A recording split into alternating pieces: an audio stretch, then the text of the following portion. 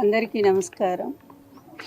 30 ఏళ్లుగా నా పోరాటానికి స్ఫూర్తినిస్తున్న నా భర్త నందమూరి తారక రామారావు గారి ఆత్మకి శాంతి కలగాలని మనస్ఫూర్తిగా కోరుకుంటూ, నిరంతరంగా ఎన్నాళ్ళు ఈ పోరాటం సాగుతుందో నాకే తెలియదు. కళ్ళ ముందు ఎన్ని జరుగుతున్నా కూడా, ఎన్ని అకృత్యాలు జరుగుతున్నా కూడా బాధపడుతూనే ముందుకు సాగిపోతూనే ఉన్నాను. ఇప్పటికి కూడా ఈ అబద్ధాల ప్రపంచం, ఈ దుర్మార్గుల అరాచకం నన్ను వెంటాడుతూనే ఉంది, వేధిస్తూనే ఉంది. ఎన్ని రకాలుగా అవమానాలు ఎదుర్కోవాలో నాకే తెలియట్లా. నేను చేసిన తప్పేంటో ఇప్పటికి కూడా నాకు తెలియదు. ఆయన నన్ను వివాహం చేసుకున్నారు, అందరి ముందే చేసుకున్నారు, లక్షలాది జనం ముందు అనౌన్స్ చేసి చేసుకున్నారు, భారీగా ఇంటికి తీసుకొచ్చారు, గౌరవం ఇచ్చారు.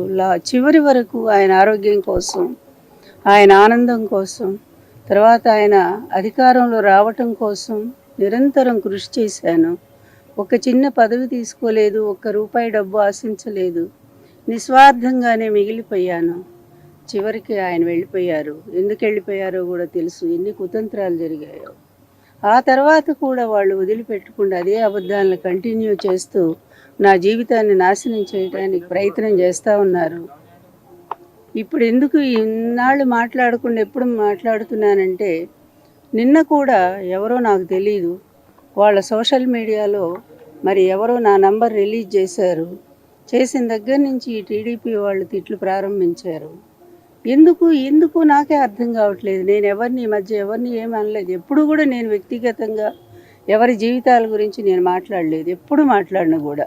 నేను ఎప్పుడు మాట్లాడినా ఒక సిద్ధాంతం గురించి, రాజకీయపరమైన అంశాల గురించి మాట్లాడతానే తప్ప, ప్రజాస్వామ్యాన్ని గురించి మాట్లాడాను తప్ప ఎప్పుడూ కూడా వ్యక్తిగత జీవితాల గురించి మాట్లాడలేదు. కానీ వాళ్ళే కల్పించుకొని నిన్న నుంచి ఎవరో మరి తెలుగుదేశం అతనట నా నంబర్ రిలీజ్ చేశారట. ఎందులో చేశారో కూడా నాకు తెలియదు, అతను ఎవరో కూడా నాకు తెలియదు. అక్కడి నుంచి వందలాది ఫోన్లు నాకు ఇలా నా ప్రైవేట్ ఫోన్కి ఈ విధంగా విఘాతం కలిగించవచ్చా? నేను చంద్రబాబు నాయుడు గారినే ధర్మం అడుగుతూ ఉన్నాను. నేను ఈ ఇంటి దాన్నే కదా, మీరు అవుననుకున్నా కాదనుకున్న అత్తగారినే కదా, ఎన్టీఆర్ భార్యనే కదా. ఆమెను ఇంకా కూడా ఇలా మీ వాళ్ళు అవమానం చేస్తూ ఉంటే మీరు భరిస్తున్నారా? మీరు చూస్తున్నారా? అసలు మీకు తెలుసా, తెలియదా? న్యాయం అనేది ఉంటే స్త్రీలను కాపాడాల్సినటువంటి ధర్మం మీకు లేదా? దయచేసి మీరు ఆలోచించండి. ఎందుకు ఈ విధంగా నన్ను వెంటాడుతున్నారు, వేధిస్తున్నారు? నేనేం తప్పు చేశాను? మీకు నేనేం ద్రోహం చేశాను? ఇన్నేళ్లుగా కూడా మౌనంగా, డబ్బున్నా లేకపోయినా కూడా చాలా మరి రహస్యంగానే మరి నా బాధలు ఎవరికీ చెప్పుకోలేదు, ఎవరిని చెయ్యి చాపి అడగలేదు. నా జీవితంలోని ఒక్కళ్ళని కూడా చెయ్యి చాపి అడగలేదు నేను. అలాంటి జీవితం ఎన్టీఆర్ గౌరవం కోసమే పాకులాడుతూ, ఇన్నేళ్లుగా ఆయన కోసమే జీవిస్తూ, ఆయన ఆశయంలోనే నడుస్తూ ముందుకు పోతున్నాను కదా. అట్లాంటి ఇంకా నా మీద ఎందుకయ్యా మీ కక్ష? ఏమిటి నేను చేసిన తప్పు మీరు చెప్పండి. తప్పులన్నీ మీరు చేశారు, చేయాల్సిందంతా మీరు చేశారు, లక్షల కోట్లు మీరు సంపాదించుకున్నారు, అదేవిధంగా పెద్ద ఆయన సాగనంపారు. ఇన్ని చేసినటువంటి మీరు లక్ష్మీపార్వతి ఎంత, ఆమె పాత్ర చాలా చిన్నది కదా.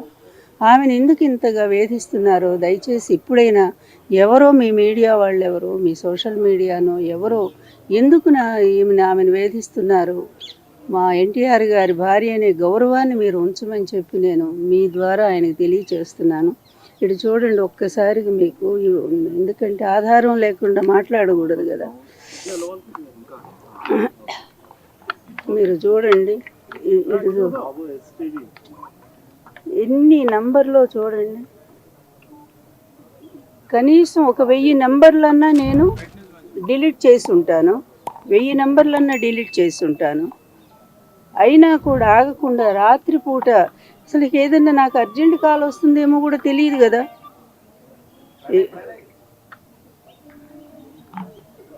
ఎన్ని డిలీట్ చేస్తున్నా ఇంకా ఇగో అన్ని మెసేజ్ కాల్స్ చూడండి. కొన్ని మెసేజ్లు అయితే అంత భయంకరంగా ఉన్నాయి, అవి నేను చూపించలేను, ఎందుకంటే అదే నా పరువు తక్కువ అవుతుంది కనుక.